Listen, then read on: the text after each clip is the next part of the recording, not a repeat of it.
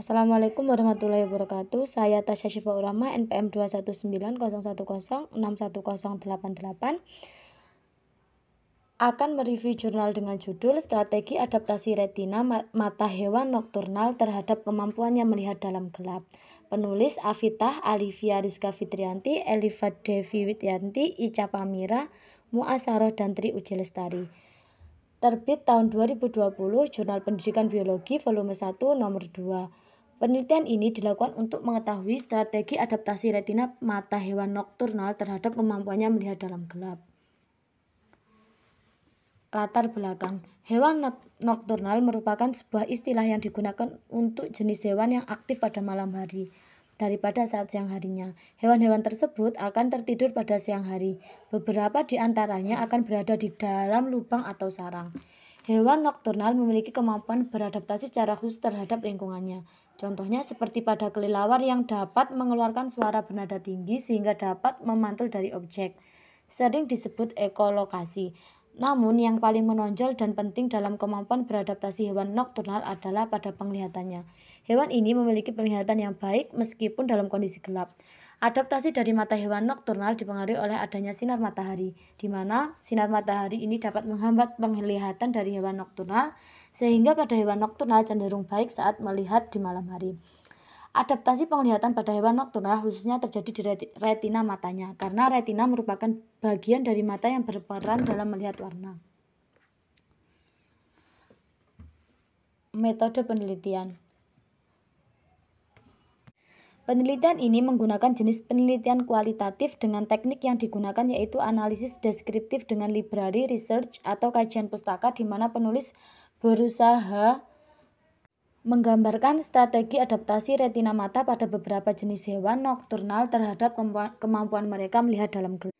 Hasil penelitian. Hewan nokturnal memiliki kemampuan beradaptasi secara khusus terhadap lingkungannya.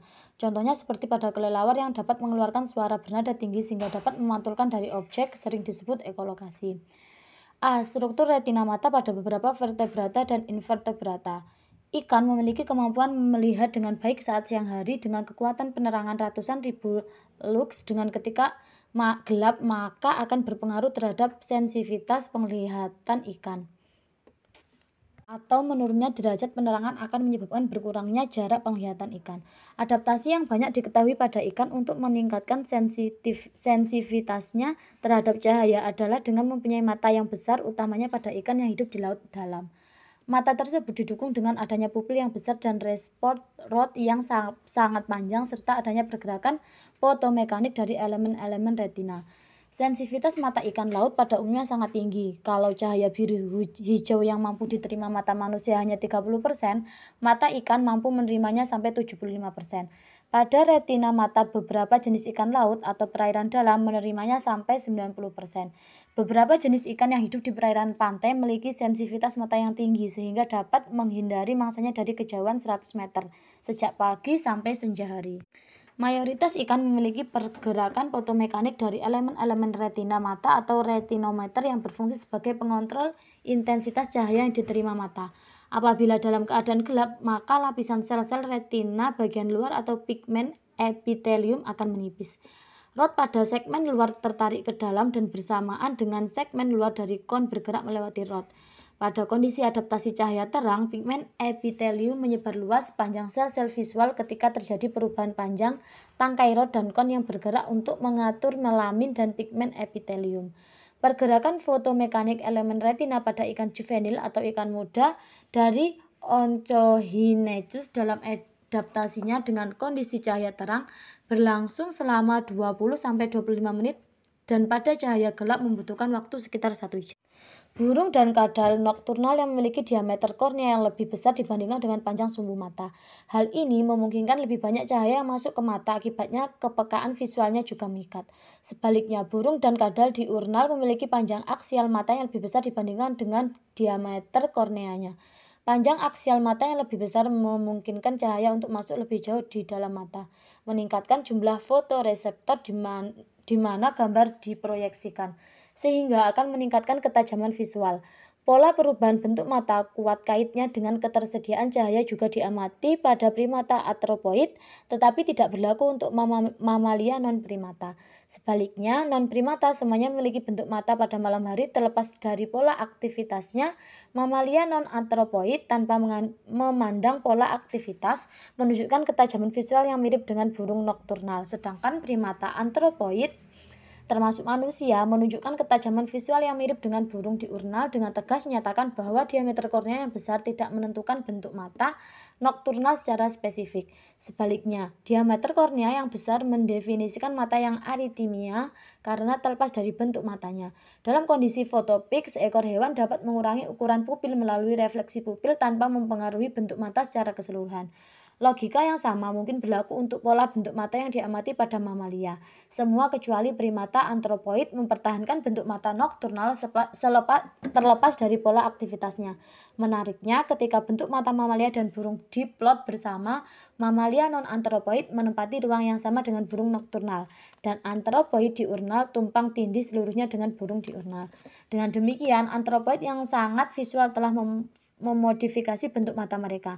Seiring dengan evolusi penglihatan warna, ketajaman visual yang lebih tinggi, sehingga mereka berkumpul pada burung dan kadal dan mungkin kondisi leluhur vertebrata secara keseluruhan. Tanda bintang hitam dalam poligon primata nokturnal merupakan beberapa primata strepsirrhine diurnal. Salah satu contohnya yaitu burung hantu. Otus angeliane merupakan salah satu hewan nokturnal, di mana pada siang hari burung ini tidak banyak beraktivitas atau dalam kata lain tertidur. Hal ini disebabkan karena penglihatan mereka yang kurang jelas. Burung nokturnal memiliki bentuk mata yang menyerupai tabung sedikit detektor warna, namun memiliki sel batang yang kepadatannya tinggi, yang berguna saat malam hari di mana ketersediaan cahaya sangat minim. Retina pada burung hantu memiliki banyak rod cell seperti pada hewan nokturnal lainnya.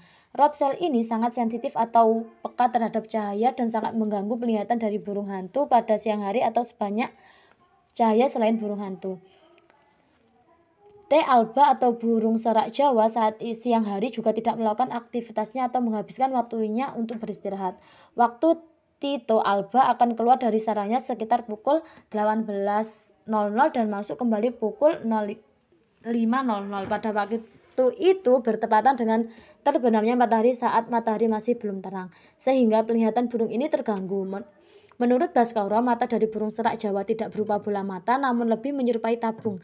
Retina pada burung ini memiliki banyak rod cell seperti pada nokturnal lainnya yang akan sensitif terhadap cahaya. Kesimpulan, hewan nokturnal adalah istilah dari jenis dari hewan yang beraktivitas lebih banyak pada malam hari. Hewan nokturnal mempunyai strategi adaptasi retina mata terhadap kemampuan melihat dalam gelap. Ada berbagai macam hewan nokturnal, diantaranya kelelawar, tikus, burung hantu, kukang, kucing, serangga nokturnal, kukang, ikan, dan lain-lain. Pada masing-masing spesies hewan mempunyai kecenderungan adaptasi retina mata yang berbeda-beda karena perbedaan dari habitat maupun anatomi dari mata hewan tersebut. Sekian presentasi dari saya. Apabila ada salah, saya mohon maaf. Assalamualaikum warahmatullahi wabarakatuh.